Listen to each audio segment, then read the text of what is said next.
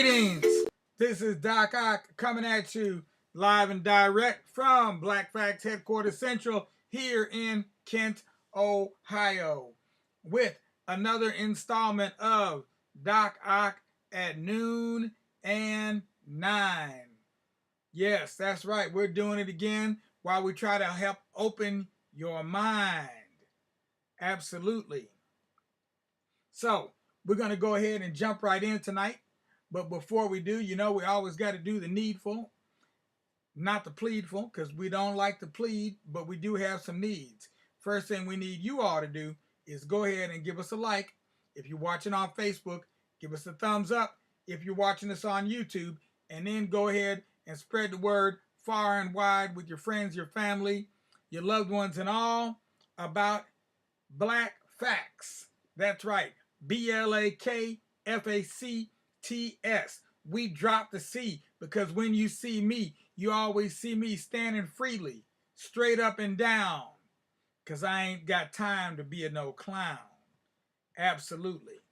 So it's time for us to go ahead and get down with the get down tonight. Are you ready? If you are, let's go ahead and rock it steady. We got a saying for you from Garvey for tonight. Let's see what we've got for tonight. We've got one here. There you go. Boom.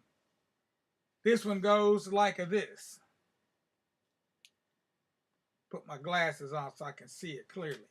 There we go. Wake up, Ethiopia. Wake up, Africa. Let us work towards the one glorious end of a free, redeemed, and mighty nation. Let Africa be a bright star among the constellation of the nations. Now, you have to keep in mind there, Garvey never went to Africa. So when he thinks of Africa like he's talking about Jamaica, not realizing apparently that Africa was a continent. Now, he did realize there were a lot of us there, but he still didn't quite get it that, you couldn't really have, it was very impractical. Just even the idea of having a president of Africa. Very impractical idea. The place is just too big and there's too many various groups of peoples with long-standing histories. Kind of like the McCoys and the Clantons, or whatever the McCoys and the, can't think of who they were fighting against, but they had a group of people they were fighting against, and they had a feud. They had a running feud going on for years and years and years, and went way back so far nobody can even remember that. Hatfields, the McCoys and the Hatfields. There's a famous group of mountain people over here in West Virginia that had a long-standing feud going on. So if you went up in that area thinking that, well, white folks are white folks and all these white folks are together, you'd be sort of mistaken, because the Hatfields and McCoys didn't get along at all. They hated each other's guts. So therefore, Africa is much like, and has been much like that, where you have groups of people that don't necessarily like each other. And the color of the skin had nothing to do with it. It had everything to do with their history, their shared history, mutual history, individual history, etc., family history, etc., etc. So, with that said, let's go ahead and read on. American blacks were shocked by the violence directed at them. Now, what we're talking about here, we're talking about the second Klan that started in Georgia in 1915, and how the Klan had groups of people that they couldn't stand, including Jews, Catholics, foreigners, and most especially black folks. We were a special target of their ire and their hatred. So, among those that they ended up lynching were included black soldiers returning home from the battlefields of World War I. American blacks were shocked by the violence directed at them. we had supported the war effort enthusiastically, enlisting in the armed forces in great numbers and using our hard-earned savings to buy war bonds. But instead of greater freedom, black people faced worse oppression after the war. Disillusioned about our chances for achieving equality in America, an increasing number of black people were turning to Garvey for leadership. The UNIA extended a welcoming hand to the restless black masses as Garvey traveled around the country recruiting new members. He repeatedly emphasized the theme of universal black solidarity. I know no national boundary where the Negro is concerned, he told his listeners, instructing them to reach out to their brothers and sisters in other countries. Up, you mighty race, became the rallying cry of the UNIA. In his speeches, Garvey continued to stress the importance of a good education. He told black people to be proud of our race, for our African ancestors have been masters of the arts and the sciences. See if I can fix this thing here. Keeps coming up like this. Hate it when it does that. Okay, let's see if that'll stop it. What did I say now? Masters of the arts and sciences. I hope that'll solve my problem there.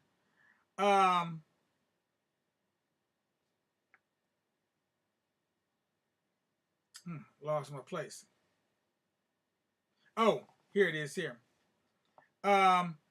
White societies, he said, were but duplicates of a grander civilization created in Africa centuries before.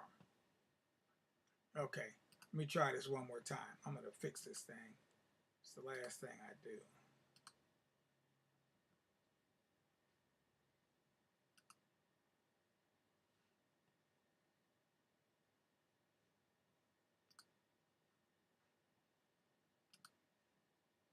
Okay, now let's see if it'll go away. He also told his audiences to look to people of our own race for models and to save our admiration for black heroes. We should put the interests of our own race before those of our country. Another of Garvey's proposals was that black people stop worshiping a white god and pray to a divine being who was black. He admitted that God really had no skin color, but he was disturbed that many blacks hung pictures on the walls of their homes that showed God as a white man. This difference between themselves and the way they saw God could only make blacks think of themselves as members of an inferior race. I understand why it does this sometimes.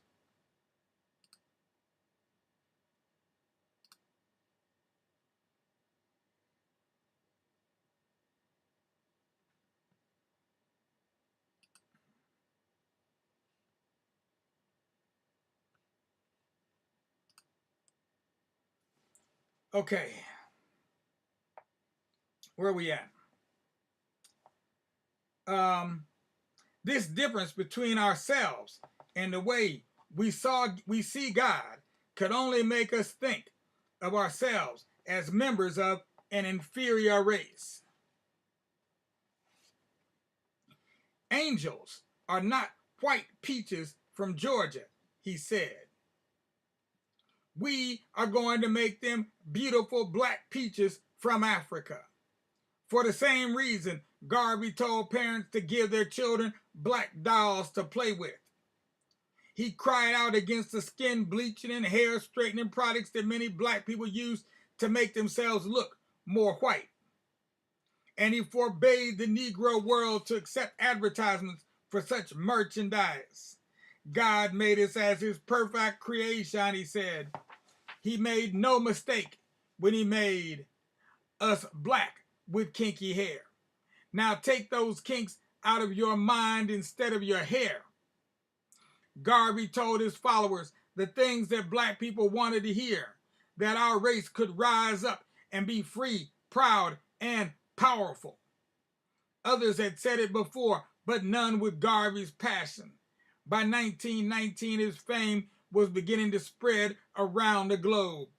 The UNIA had purchased a large auditorium in Harlem to serve as its headquarters. The building, renamed Liberty Hall, was filled nearly every night with thousands of adoring Garveyites straining to hear the voice of the prophet of black pride. Soon other UNIA branches were naming their meeting halls after the famous Harlem Auditorium. However, there were many people in the United States who did not look kindly on Garvey's movement. Most whites believed he was a dangerous anti-American fanatic who was inciting blacks to attack whites. Many black intellectuals thought his ideas were crude and simplistic. Some black clergymen supported him wholeheartedly, but others accused him of trying to steal their congregations from them. He engaged in long-running disputes with rival political leaders and the editors of other black newspapers. Finally, even some UNIA officials found him to be arrogant and unwilling to accept any criticism. But Garvey's task was immensely difficult, and he was bound to stir up much controversy no matter what he did. In October 1919, his life nearly came to an end. He was sitting in his New York office when a former employee named George Tyler stormed in and demanded that he be given $25 that he was owed. Suddenly, Tyler drew out a gun and fired several times. Garvey was lucky to escape serious injury, but one bullet grazed his forehead and another struck his leg. His secretary, Amy Ashwood, grappled with the gunman and forced him to flee. Tyler was apprehended later in the day, but died under mysterious circumstances, supposedly jumping to death from the prison cell where he was being held. Before he died, Tyler had reportedly said that he had been sent to murder Garvey. No accomplices were ever found, however, and the police treated the matter as a private dispute between Garvey and Tyler. Garvey soon recovered from his wounds, and his popularity soared. The black press trumpeted him as a hero of his race, a great leader who had almost been struck down while shielding his people from racial bigotry. For the moment, his critics were silenced, and his followers were cheering on the man they called Black Moses.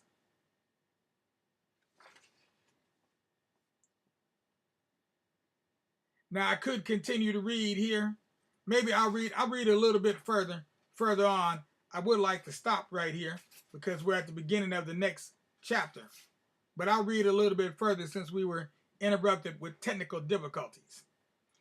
Chapter 5, Star of Destiny. Early in 1919, Garvey made an announcement that electrified the black community. The UNIA was founding a giant shipping company that would be owned and operated entirely by blacks. The new firm was christened the Black Star Line. Advertisements were placed in the Negro World and other newspapers inviting black people to buy stock in our own steamship line. Garvey's shipping venture opened whole new horizons to black people.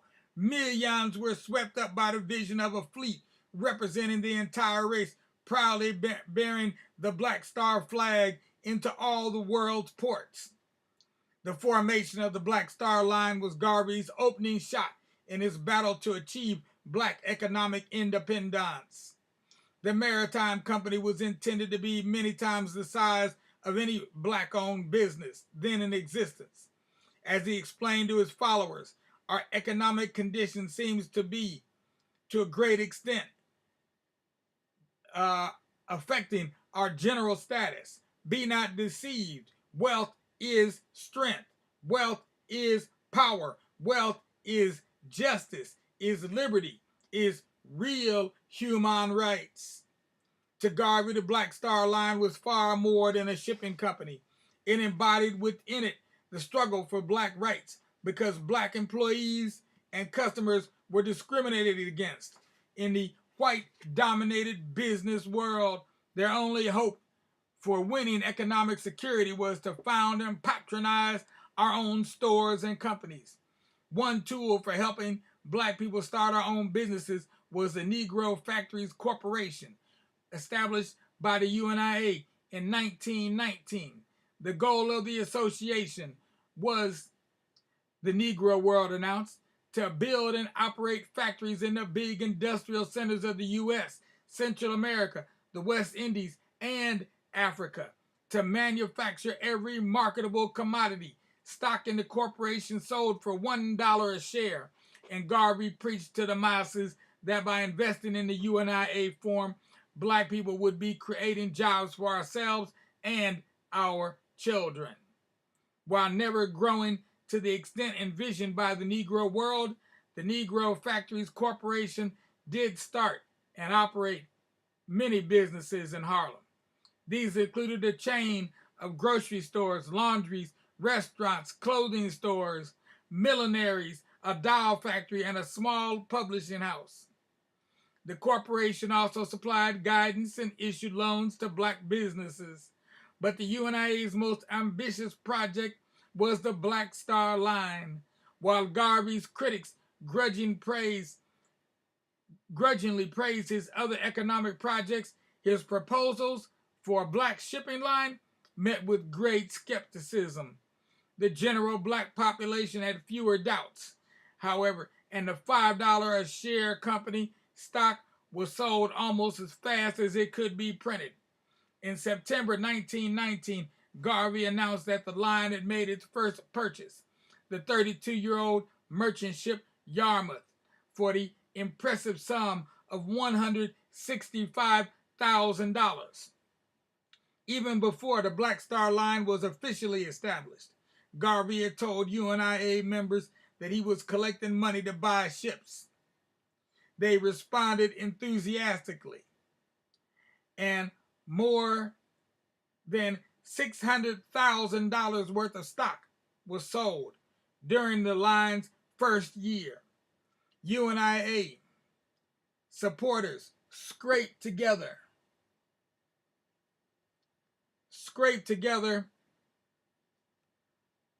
their savings to buy shares, and money poured in from all over the world. I have sent twice to buy shares amounting to $125, wrote a stockholder from Panama. I am sending $35 for 7 more shares. You might think I have money, but the truth, as I stated before, is that I have no money now. But if I'm to die of hunger, it will be all right, because I'm determined to do all that's in my power to better the conditions of my race. Buoyed by the initial success of the Black Star Line, Garvey began to make plans for a huge extravaganza that would display the UNIA's growing power. Late in 1919, he sent a message to UNIA branches and to other black organizations. A convention of delegates representing all the black peoples of the world would be held in New York during August 1920. The purpose of the convention was to organize the black race into a united front. Delegates would draw up a Negro Declaration of Rights and then present it to all the world's governments. Garvey was also in the news for another reason. He and his secretary, Amy Ashwood, were married on December 25th, 1919.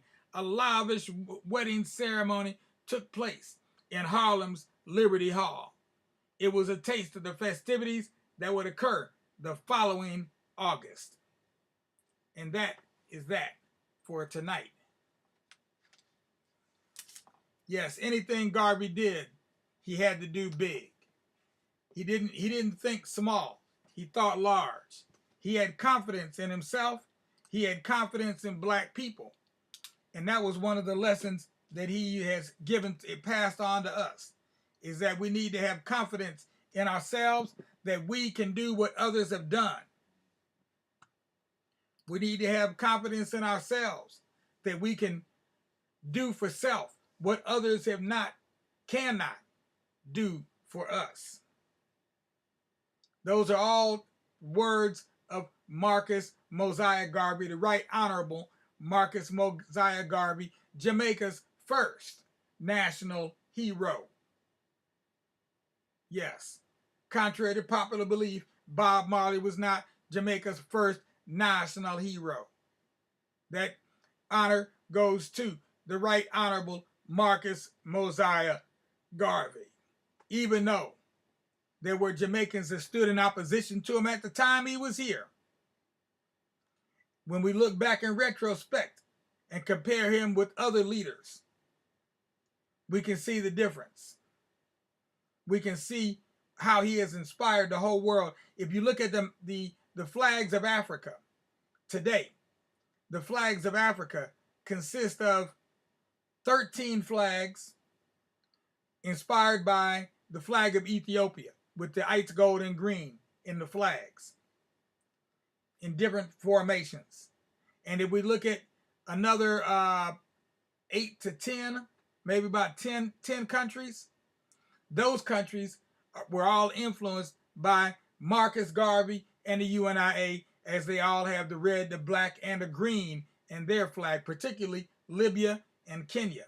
They have the red, black, and the green extremely prominently displayed, and those are the only colors on their flag. Well, Kenya also has white, but that's the only other color. Other than that, it's red, black, and green.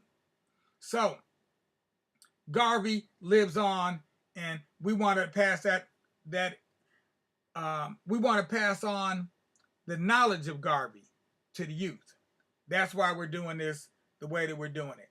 So I hope I haven't put all the children to sleep yet, but if I haven't, now's the time for all good children to put their little heads on their little pillows, on their little beds, close your eyes, and wait for that sun to rise. And when you feel those sunbeams beaming down on your eyes, you know that it's time for you to rise and shine. All you children of mine, peace be unto you.